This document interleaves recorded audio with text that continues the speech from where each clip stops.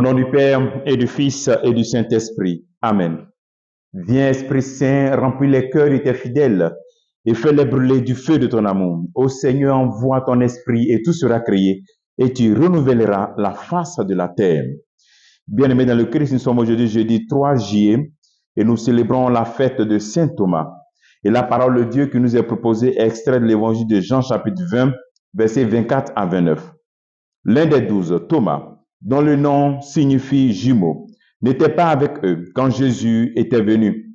Les autres disciples lui disaient, « Nous avons vu le Seigneur. » Mais il déclara, « Si je ne vois pas dans ses mains la marque des clous, si je ne mets pas mon doigt à l'endroit des clous, si je ne mets pas la main dans son côté, non, je ne croirai pas. » 8 jours plus tard, les disciples se trouvaient de nouveau dans la maison et Thomas était avec eux. Jésus vint alors que les portes étaient verrouillées et il était là au milieu d'eux et il dit, « La paix soit avec vous. » Puis il dit à Thomas, « Avance ton doigt ici et vois mes mains.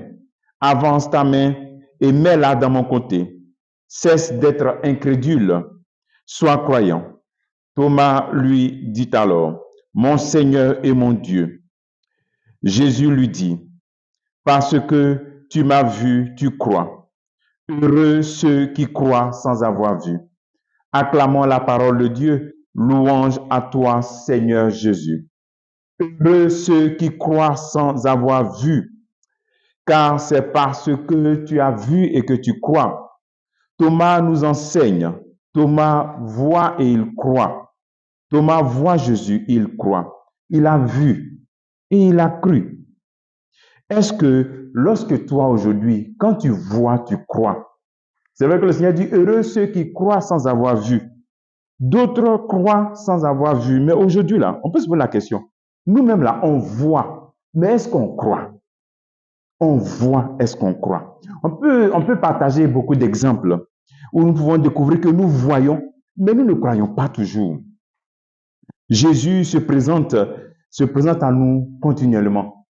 On le voit, mais on ne croit pas.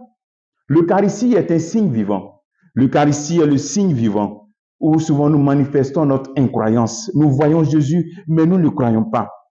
L'assemblée de l'Eucharistie, nous sommes convoqués en église. Mais est-ce que tu viens à l'heure? Et c'est le Christ qui te convoque. Mais si vraiment tu vois, tu vas croire et venir à l'heure. Et ne même pas rater une célébration eucharistique où Jésus te convoque. Nous glorifions le Seigneur, mais nous n'assistons pas à son repas. Dans la liturgie de la parole de l'Eucharistie, on entend la parole de Dieu. Et on dit parole du Seigneur notre Dieu, nous répondons, nous rendons grâce à Dieu. C'est-à-dire qu'on est content, notre cœur se réjouit. On a vu la parole, nous rendons grâce à Dieu. Mais est-ce que on met cela en pratique? On voit, mais on ne croit pas. Après la proclamation de l'évangile, encore nous disons, nous rendons grâce à Dieu. Nous proclamons la parole de Dieu sans y adhérer. Nous proclamons, nous acclamons cette parole de Dieu, mais nous n'y adhérons pas. On voit, mais on ne croit toujours pas. Pendant la prédication de la parole de Dieu, dans l'homélie du prêtre, on peut entendre cette homélie et savoir que ça parle de nous, mais orienter cela vers une autre personne, ou bien remettre à un autre jour. On voit, mais on ne croit pas.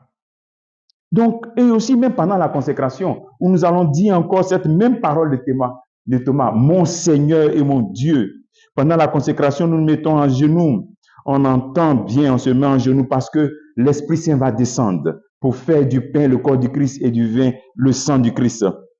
Et nous faisons souvent des grandes possessions le jour du Saint-Sacrement. Mais combien d'entre nous, nous sortons pour adorer le Seigneur? Nous voyons, mais nous ne croyons pas. Mais nous ne croyons pas en cette présence réelle du Christ dans le Saint-Sacrement.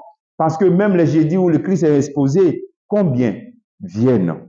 Et même, prenons un exemple simple, si vraiment nous croyons que c'est Jésus, c'est vraiment son corps, c'est son sang qui nous donne, mais est-ce qu'un chrétien allait arrêter de communier? Parce que c'est ton sauveur qui se donne à toi.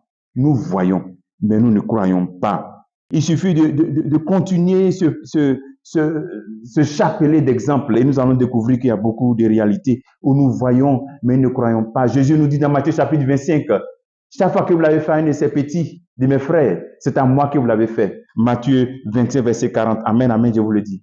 Mais souvent, nous faisons du mal à nos frères.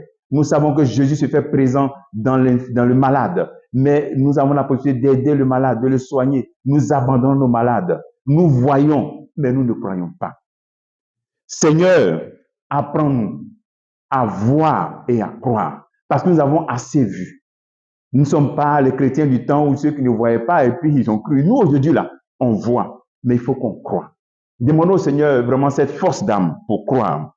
Le travail que tu veux faire en ce jour, Seigneur, pardon pour toutes ces fois où tu es venu me rencontrer, où tu t'es montré à moi, je t'ai vu et je n'ai pas cru. Seigneur, pardonne-moi. Que Dieu te bénisse au nom du Père et du Fils et du Saint-Esprit. Amen.